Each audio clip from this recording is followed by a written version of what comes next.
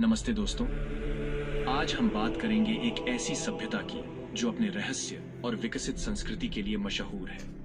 हजारों साल पहले जब ज्यादातर लोग पत्थर के औजारों का इस्तेमाल करते थे, तब यह सभ्यता अपने सुंदर शहर, बढ़िया व्यवस्था और कमाल की कला के लिए फेमस थी। जी हाँ, मैं बात कर रहा हूँ सिंधु घाटी सभ्यता की। इस सभ्यता के शहर जो आज के भारत और पाकिस्तान के कुछ हिस्सों में मिले हैं, ये लगभग 5 से 7 हजार साल पुराने हैं। इसकी रहस्यमयी खुदाइयों ने दुनिया को हैरान करके रख दिया है। सोचिए, उस जमाने में जब ज्यादातर जगह लोग बिना शहरी व्यवस्था के जी रहे थे, उनको पता भी नहीं होता था कि शहर क्या होता है, सड़कें कैसी होती हैं, सीवेज सिस्टम क्या होता है और व्यापार कैसे होता है। तब उस समय सिंधु घाटी के लोगों ने शहर बसाना शुरू कर दिए थे। उन्होंने पक्की सड़कें बनाई, व्यापार नेटवर्क बिछाए और यहाँ तक कि सीवेज सिस्टम का भी प्रयोग करने लगे थे। पर इनके पास इतनी एडवांस टेक्नोलॉजी कहां से? क्योंकि उस जमाने में यह सब सोचना बहुत बड़ी बात थी। क्या यह सभ्यता किसी एलियन सिविलाइजेशन से जुड़ी थी? क्या इनके पास कोई ऐसी टेक्नोलॉजी थी जो हम आज तक नहीं समझ पाए? चलिए, आज हम इस सभ्यता के रहस्यों को जानने की कोशिश करते हैं। आखिर ये लोग कौन थे और कैसे इन्होंने इतनी विकसित सभ्यता बनाई? अगले कुछ मिनट आपको एक ऐसे सफर पर ले जाएंगे जो आपको मंत्रमुग्ध कर देंगे। तो दोस्तों, तैयार हो जाइए सिंधु घाटी की रोमांचक यात्रा करने के लिए। चलिए शुरू करते हैं। Excavations and explorers. दोस्तों, 1920 के दशक में एक ऐतिहासिक खोज ने भारत और पाकिस्तान की धरती को हिलाकर रख दिया। यह खोज थी हड़प्पा और मोहनजोदड़ो की, जो सिंधु घाटी सभ्यता के प्रमुख शहर थे। इससे पहले हम केवल मिस्र और मेसोपोटामिया को ही प्राचीन सभ्यताओं का केंद्र मानते थे, लेकिन इस खोज ने साबित किया कि भारतीय उपमहाद्वीप भी उतना ही समृद्ध और उन्नत था जितना मेसोपोटामिया और ग्रीक की सभ्यता हुआ करती थी। सिंधु घाटी सभ्यता की खोज का पहला संकेत 1826 में मिला, जब चार्ल्स मैसन ने हड़प्पा के खंडहरों का उल्लेख किया। लेकिन असली खोज 1920 में हुई, जब भारतीय पुरातत्व सर्वेक्षण के महानिदेशक सर जॉन मार्शल के निर्देशन में हड़प्पा और मोहनजोदड़ो की खुदाई करना शुरू किया गया। पर इन दोनों सभ्यता को दुनिया के सामने लाने का कार्य आर और डी बनर्जी, माधो स्वरूप वत्स और दयाल सिंह ने किया। यह खोज प्राचीन इतिहास के अध्ययन में एक महत्वपूर्ण मोड़ साबित हुई। बात करते हैं उन महान आर्कियोलॉजिस्ट्स की जिन्होंने इस अद्भुत सभ्यता को दुनिया के सामने लाए। सबसे पहले नाम आता है अलेक्जेंडर कनिंघम का, जिन्होंने 1861 में भारतीय पुरातत्व सर्वेक्षण विभाग की स्थापना की थी। हालांकि उन्होंने खुद सिंधु घाटी सभ्यता की खोज नहीं की, लेकिन उनकी नींव पर ही आगे का काम संभव हो पाया। इसके बाद आते हैं आर.टी. बनर्जी, जिन्होंने 1922 में मोहनजोदड़ो की खोज की थी। उनकी मेहनत और उत्सुकता ने इस प्राचीन नगर को दुनिया के सामने लाने में महत्वपूर्ण भूमिका निभाई। वहीं हड़प्पा की खोज में महत्वपूर्ण योगदान दयाल सिंह और माधो स्वरूप वत्स ने दिया। इन सभी पुरातत्वविदों की मेहनत और लगन ने हमें इस सभ्यता से रूबरू कराया। Historical context and timeline. चलिए, अब हम समझते हैं कि सिंधु घाटी सभ्यता की शुरुआत कब और कैसे हुई। यह सभ्यता लगभग 3300 ईसा पूर्व से शुरू हुई और 1300 ईसा पूर्व तक विकसित रही। मतलब यह करीब 2000 साल तक कायम रही। सोचिए, इतने लंबे समय तक एक सभ्यता का बने रहना कितना अद्भुत है। अब बात करते हैं दुनिया की अन्य प्राचीन सभ्यताओं की। जब सिंधु घाटी सभ्यता अपने चरम पर थी, तब मिस्र में पिरामिड बन रहे थे और मेसोपोटामिया में जिगुरात। वहीं चीन में शांग राजवंश का द्वार चल रहा था। पर इन सब के बीच सिंधु घाटी सभ्यता का एक अलग ही रुतबा था। इसकी उन्नत शहरी योजना और विशालकाय शहर इसे बाकी सभ्यताओं से अलग बनाते थे। सिंधु घाटी सभ्यता को 3 मुख्य चरणों में बांटा जा सकता है: अर्ली हड़प्पान, मैच्योर हड़प्पान एंड लेट हड़प्पान। पहला अर्ली हड़प्पान 3300 ईसा पूर्व से 2600 ईसा पूर्व तक था। कई हजार साल पहले एक जगह थी जिसे आज हम मेहरगढ़ के नाम से जानते हैं, जो पाकिस्तान के बलूचिस्तान प्रांत में स्थित है। ये स्थान 7000 ईसा पूर्व से लेकर 2500 ईसा पूर्व तक आबाद था और यहीं से हमें सिंधु घाटी सभ्यता के उदय की झलक मिलती है। मेहरगढ़ में रहने वाले लोग सबसे पहले खेती और पशुपालन करने वाले लोगों में से थे। वे गेहूं उगाते थे, मिट्टी के बर्तन बनाते थे कई पालतू जानवर पालते थे। समय के साथ मेहरगढ़ के लोग धीरे धीरे अपने पहाड़ी घरों से पश्चिमी नदी घाटियों की ओर बसने लगे। यह बदलाव लगभग 3300 ईसा पूर्व से 2800 ईसा पूर्व तक हुआ और इसे रावी चरण कहा गया। मेहरगढ़ के लोगों ने सिंधु घाटी क्षेत्र में बड़ी बस्तियां बसाईं और गढ़ों का निर्माण किया। इस दौरान वे अपने जीवन में अधिक शहरी गुणवत्ता लाने लगे। इसके अलावा उन्होंने व्यापार नेटवर्क स्थापित किए जो उन्हें दूर के क्षेत्रों से कच्चे माल प्राप्त करने में मदद करते थे। 2600 ईसा पूर्व तक मेहरगढ़ वासी बड़े शहरी केंद्र बसाने की शुरुआत करने लगे। यह वह समय था जब सिंधु घाटी के लोग गांवों से शहरों की ओर जाने लगे। बड़े शहरी केंद्रों का निर्माण होने लगा जो मैच्योर हड़प्पा चरण की शुरुआत थी। दूसरा काल मैच्योर हड़प्पा 2600 ईसा पूर्व से 1900 ईसा पूर्व तक था। यह सभ्यता का स्वर्ण युग था। इस समय में बड़े बड़े शहर बसे, उन्नत शहरी योजना और व्यापार फला फूला। इस समय हड़प्पा और मोहनजोदड़ो में 30,000 से 60,000 की आबादी निवास करती थी और इस पूरी सभ्यता में 10 लाख से 50 लाख लोग निवास करते थे। तीसरा काल लेट हड़प्पा 1900 ईसा पूर्व से 1300 ईसा पूर्व तक था। इस समय सभ्यता का पतन शुरू हुआ। कई कारणों से लोग शहर छोड़कर गांवों की ओर पलायन करने लगे। Geographical spread. दोस्तों, अब हम जानेंगे कि सिंधु घाटी सभ्यता के प्रमुख स्थल कौन कौन से थे और ये कहां स्थित थे। सिंधु घाटी सभ्यता प्रमुख 5 शहरी केंद्रों में बटी हुई थी। सबसे पहले बात करते हैं मोहनजोदड़ो की, जो आज के पाकिस्तान में सिंध प्रांत में स्थित है। यह सबसे बड़े और सबसे प्रसिद्ध स्थलों में से एक है। यहाँ के विशाल स्नानागार और उन्नत जल निकासी प्रणाली ने इसे विशेष बना दिया है। फिर आता है हड़प्पा, जो पंजाब प्रांत पाकिस्तान में स्थित है। हड़प्पा के नाम पर ही इस सभ्यता को हड़प्पा सभ्यता भी कहा जाता है, क्योंकि सर्वप्रथम इसी स्थल को खोजा गया था। भारत में हमारे पास धोलावीरा है, जो गुजरात में स्थित है। यह स्थल अपने अद्भुत वाटर हार्वेस्टिंग सिस्टम और विशाल नगर रचना के लिए प्रसिद्ध है। इसके बाद राखीगढ़ी आता है, जो हरियाणा में स्थित है और अब तक का सबसे बड़ा आईवीसी स्थल माना जाता है। आखिर में गणेरीवाला, जो चोलिस्तान रेगिस्तान पाकिस्तान में स्थित है। यह स्थल अभी भी आंशिक रूप से खुदाई के अधीन है और हमें इसके बारे में अधिक जानने को नहीं मिला है। सिंधु घाटी सभ्यता में अभी तक 1400 से अधिक बस्तियों की खोज की जा चुकी है। आईवीसी के भौगोलिक विस्तार को समझने के लिए हमें 2 महत्वपूर्ण नदियों पर ध्यान देना होगा, सिंधु नदी और घग्गर हकरा नदी।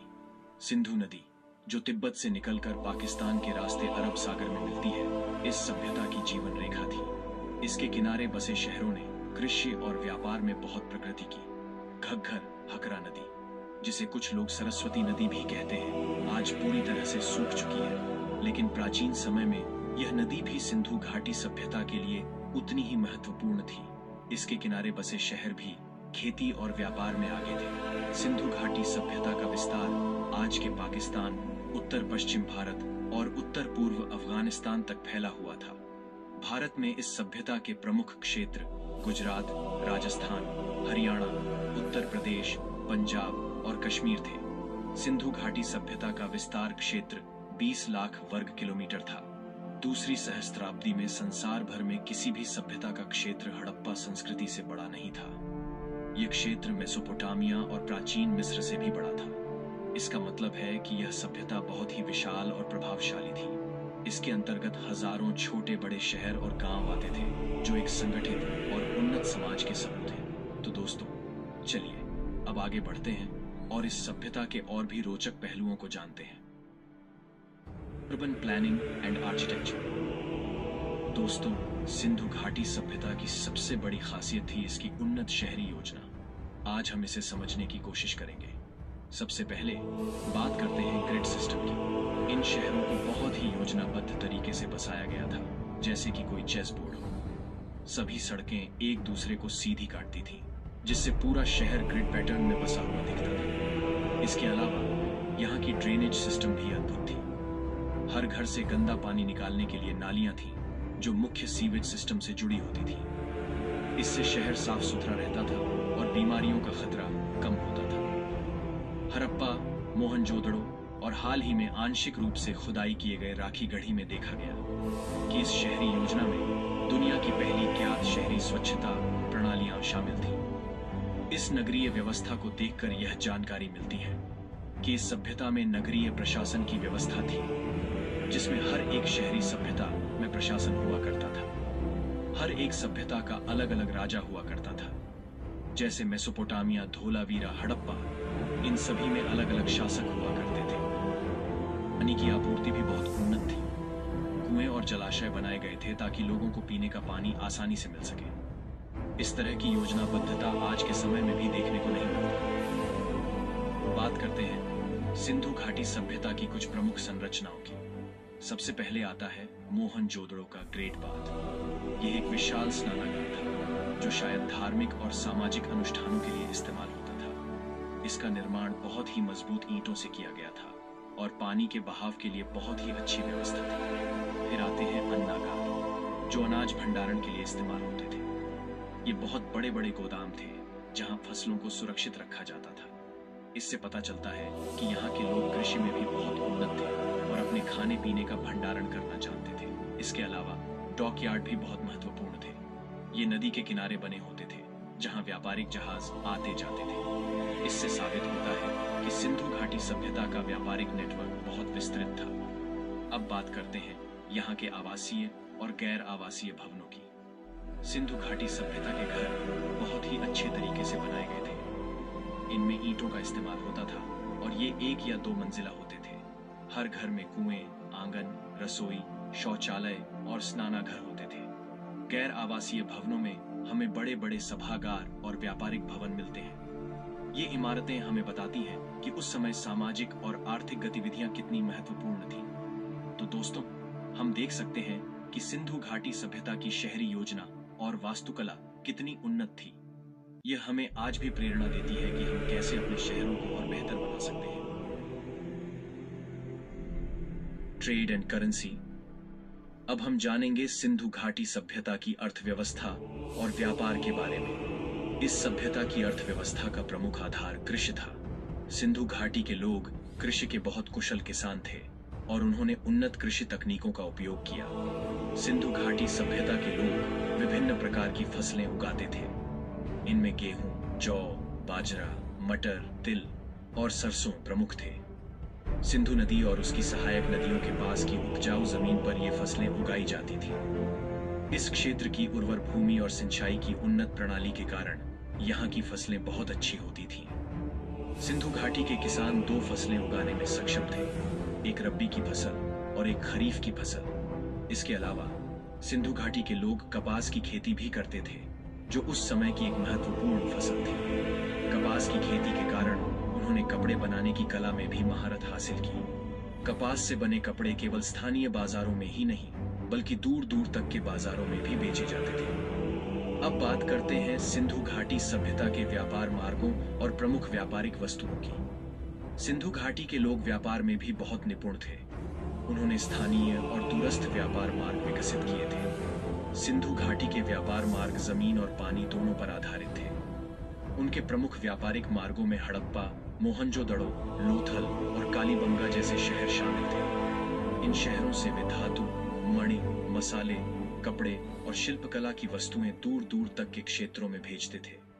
सिंधु घाटी के प्रमुख व्यापारिक वस्तुओं में तांबा, कांसा, कीमती पत्थर, शंख और कपास शामिल थे। इन वस्तुओं का व्यापार स्थानीय बाजारों के साथ साथ विदेशी बाजारों में भी होता था। सिंधु घाटी के व्यापारी समुद्री मार्गों का भी उपयोग करते थे, जो उन्हें फारस की खाड़ी और उससे भी आगे के बाजारों तक पहुंचाता था।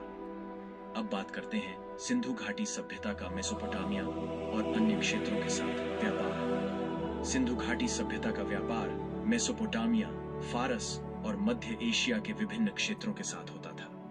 मेसोपोटामिया के साथ सिंधु घाटी का व्यापार बहुत ही महत्वपूर्ण था। मेसोपोटामिया की सभ्यता के पुरातात्विक स्थलों पर सिंधु घाटी की मुद्राएं और अन्य व्यापारिक वस्तुएं पाई गई हैं, और मेसोपोटामिया से लाई गई मोतियों की माला और अफगानिस्तान से लाई गए लाजवर्त पत्थर सिंधु सभ्यता में पाए गए हैं। इससे यह साफ होता है कि दोनों सभ्यताओं के बीच व्यापारिक और सांस्कृतिक संबंध थे।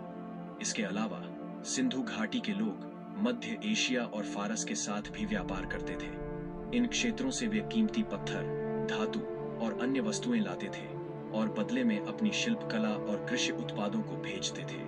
यह व्यापारिक नेटवर्क सिंधु घाटी की आर्थिक समृद्धि का मुख्य कारण था। सिंधु घाटी सभ्यता में हमें कई मोहरें मिली हैं। इन मोहरों का इस्तेमाल व्यापारिक लेन देन में होता था। इसे इस तरह समझिए जैसे आज हम किसी कागज पर स्टैंप लगाते हैं ताकि वह ऑफिशियल हो जाए। इन मोहरों पर विभिन्न जानवरों और प्रतीकों की आकृतियां होती थीं। ये आकृतियां बताती थीं कि यह सामान किसका है और कहां से आया है। उदाहरण के लिए, यदि कोई व्यापारी कपड़ा बेच रहा है तो वह कपड़े के बंडल पर अपनी मुहर लगाता था। उस मुहर में एक विशिष्ट चिन्ह होता था जो बताता था कि यह कपड़ा किस व्यापारी का है और संभवतः किस स्थान से आया है। सिंधु घाटी सभ्यता में वस्तु विनिमय प्रणाली का उपयोग होता था। इसका मतलब है कि लोग वस्तुओं और सेवाओं का सीधे आदान प्रदान करते थे। उदाहरण के लिए, यदि एक किसान के पास अनाज है और उसे कपड़े चाहिए, तो वह अपने अनाज को किसी बुनकर से कपड़े के बदले में बदल सकता था। Language and script. दोस्तों, अब हम बात करेंगे सिंधु घाटी सभ्यता की भाषा और लिपि की। हड़प्पा के लोग एक खास तरह की लिपि का इस्तेमाल करते थे जिसे हम सिंधु लिपि कहते हैं। यह लिपि राइट टू लेफ्ट लिखी जाती थी, जैसे कि उर्दू की तरह। यह लिपि सिंबॉलिक लिपि हुआ करती थी, मतलब सिंबल के बेस पर लिखी जाती थी। हर एक सिंबल का एक अलग मतलब होता था। सिंधु घाटी सभ्यता में हमें अलग अलग प्रकार के 400 से ज्यादा सिंबल मिले हैं। जिस प्रकार अंग्रेजी में 26 अल्फाबेट हुआ करते हैं, उसी प्रकार इस सभ्यता की लिपि में 400 से अधिक सिंबल हुआ करते थे। प्रत्येक सिंबल का एक अलग मतलब हुआ करता था। यह लिपि आज तक पूरी तरह से समझी नहीं जा सकी है, इसलिए इसे अज्ञेय यानी अनजानी कहा जाता है। यह लिपि हमें सिक्कों पर, शिलालेखों पर, बर्तनों पर आदि जगह पर देखने को मिलती है। Religion and culture. सिंधु घाटी सभ्यता की खुदाई के दौरान हमें कई दिलचस्प मूर्तियां और मोहरें मिली हैं। ये मूर्तियां इस बात का प्रमाण है कि उस समय के लोग विभिन्न देवी देवताओं की पूजा करते थे। चलिए इसे थोड़ा और आसान भाषा में समझते हैं। जब खुदाई हुई तो हमें एक ऐसी मूर्ति मिली जिसमें एक पुरुष योग की मुद्रा में बैठा हुआ था। यह ऐसा लग रहा था जैसे वो ध्यान कर रहा हो। कुछ विद्वानों का मानना है कि यह मूर्ति शिव जी की हो सकती है, जिन्हें हम पशुपति भी कहते हैं। यह हमें बताता है कि उस समय के लोग योग और ध्यान को कितना महत्व देते थे। अब बात करते हैं देवी मूर्तियों की। हमें कई देवियों की मूर्तियां भी मिली हैं। ये मूर्तियां इस बात का संकेत देती हैं कि सिंधु घाटी के लोग मातृ देवी की पूजा करते थे। मातृ देवी यानी माँ जैसी देवी, जो हमारे लिए देखभाल और सुरक्षा का प्रतीक होती है। इससे यह भी पता चलता है कि उस समय के समाज में महिलाओं का कितना सम्मान था। मोहेंजोदारो में मिले विशाल स्नानागार, ग्रेट बाथ, को धार्मिक अनुष्ठानों और पवित्र स्नान के लिए उपयोग किया जाता था। यह संकेत देता है कि पानी और स्नान का धार्मिक महत्व था। तो कुल मिलाकर सिंधु घाटी सभ्यता में मूर्ति पूजा का बहुत बड़ा महत्व था। लोग विभिन्न देवी देवताओं की पूजा करते थे, जिनमें ध्यान मुद्रा में बैठे शिव और मातृ देवी प्रमुख थे। ये बातें हमें उस समय की धार्मिक और सांस्कृतिक जीवन शैली के बारे में बहुत कुछ बताती हैं। Decline and legacy. दोस्तों, अब हम जानेंगे कि इतनी महान सिंधु घाटी सभ्यता का पतन कैसे हुआ। इसके पतन का क्या कारण हो सकता है, चलिए समझते हैं। इसके पतन के बारे में कई सिद्धांत हैं। एक सिद्धांत कहता है कि जलवायु परिवर्तन की वजह से नदियों का पानी सूख गया, जिससे खेती करना मुश्किल हो गया और लोग शहर छोड़ने लगे। दूसरा सिद्धांत है कि भूकंपीय गतिविधियों यानी भूकंप की वजह से सभ्यता का पतन हुआ। भूकंप ने नदियों के मार्ग बदल दिए और शहरों को नुकसान पहुंचा। तीसरा सिद्धांत संसाधनों के अति प्रयोग का है। लोगों ने जंगलों को काटकर खेती की और संसाधनों का अति प्रयोग किया, जिससे पर्यावरण को नुकसान हुआ और उनकी जीवन शैली अस्थिर हो गई। चौथा सिद्धांत कहता है कि आर्यों के आक्रमण ने सिंधु घाटी सभ्यता को नष्ट कर दिया। हालांकि इस सिद्धांत पर अभी भी विवाद है और इसके प्रमाण नहीं मिल पाए हैं। सिंधु घाटी सभ्यता का पतन कैसे हुआ है, यह आज भी रहस्य का विषय है।